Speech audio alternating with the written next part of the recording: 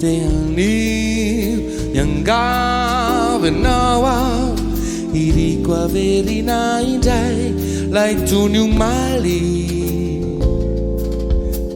ho any manina sady ao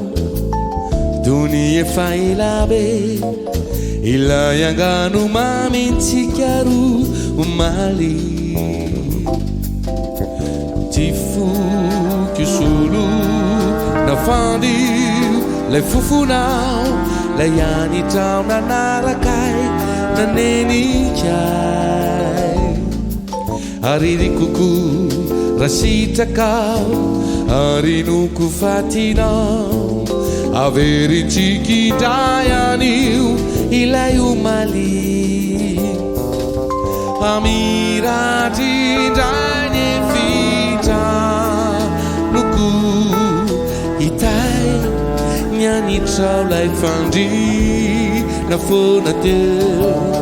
anjary antso anaoko ireo ivetsovetso toay mba iverena ny omaly anio de anio ny omaly vaovao no isantatrindray ny ampitso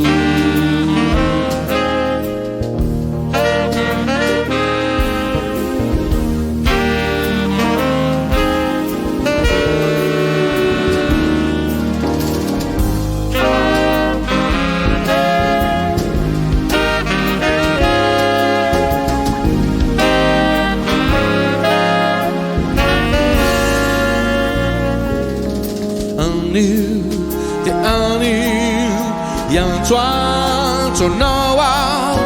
iriko averina indray lay tony omaly tsy hifarana sahadina ho tony kilalondray andro ilay angano mamintsika ro omaly tsy foko ho iray ny afindray lay hiranao lay tonokiranao anao nataonao ay ariry koko rasitrakao arinoko fatinao arandratsika ho iray izay ho avy amiratrindray ny vitranoko hitay nianitrao lay fandrina fona teo anjary antso anaoko ireo ivetsovetso toay mba iverena ny omaly anio de anio ny omaly vaovao no isantatrindray ny ampitso